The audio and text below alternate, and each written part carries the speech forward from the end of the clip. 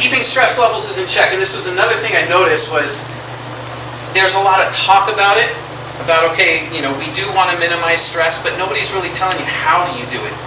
How do I minimize stress when I've got to work 50 hours a week, when I'm juggling a family life and a work life, and I've got projects and deadlines and travel and business meetings and all this stuff going on? How do I reduce it? You tell me. So that's the big thing. Nobody's telling you how to do it.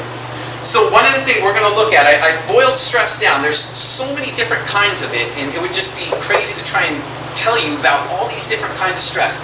Basically, the thing that I talk about, I've narrowed them all down to 4 types. You've got mental stress, emotional stress, physical stress, and nutritional stress.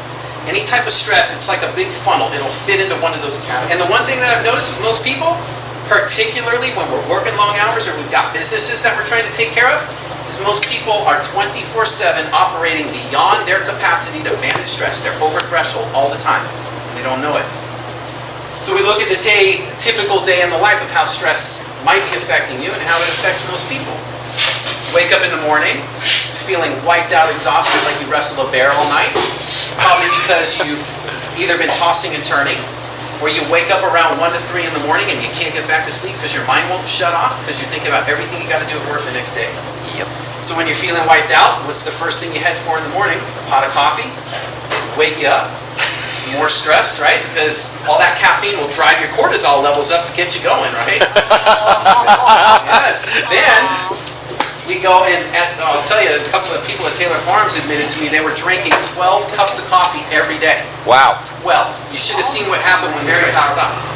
So we got physical stressors that have to do with activity. One of the biggest, most common recommendations for people dealing with stress is what? Go out and get some exercise, right? Go exercise, go exercise. Now, I'm not going to tell you that exercise is not important. It absolutely is. But I will ask you this, like I said before, if you are overwhelmed with stress, you're mentally, emotionally wiped out and exhausted all the time, and then you think that going into the gym and pounding out a 90-minute spinning class, or jumping on the weights for an hour, or going into group exercise and cardio kickboxing your way into fitness is going to help, that's going to add so much more stress to a body and a mind that's overwhelmed with stress.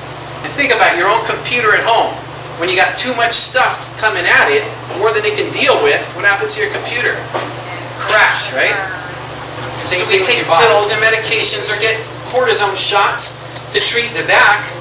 But the thing that we're not being told is, a lot of times, in most cases with people, that's just a symptom. It's not the cause of the problem.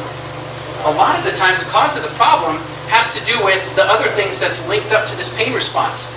So we share our organs and our muscles and our joints share nerve fibers. So what this means is that when you get a response of pain, your brain recognizes it, but your brain doesn't know what's in trouble. Is it the joint, is it the organ, or is it the muscle? Because they're all connected to the same nerve fibers. So your brain's got a decision to make. Well, I need to heal something up here because something's wrong somewhere in the body.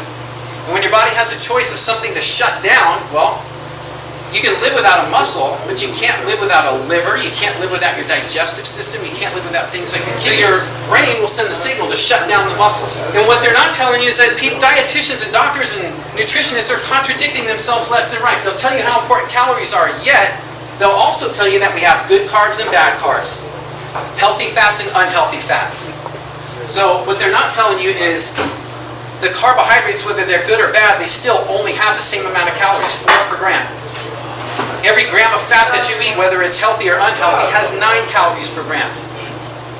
But we do know, and all the research tells us too, that if we eat the majority of our diet, if I eat 2,000 calories every day, and I eat it all from potato chips and burgers and fries and pizza and ice cream and soda, how am I going to look versus if I eat those same amount of calories in the form of organic fruits, vegetables, I have lean meats, poultry, maybe some eggs? I'm going to look and feel a lot different from that, am I not? Regardless of the calories I eat. And they contradict themselves. They don't tell you that. It's all the same. But all calories are not equal.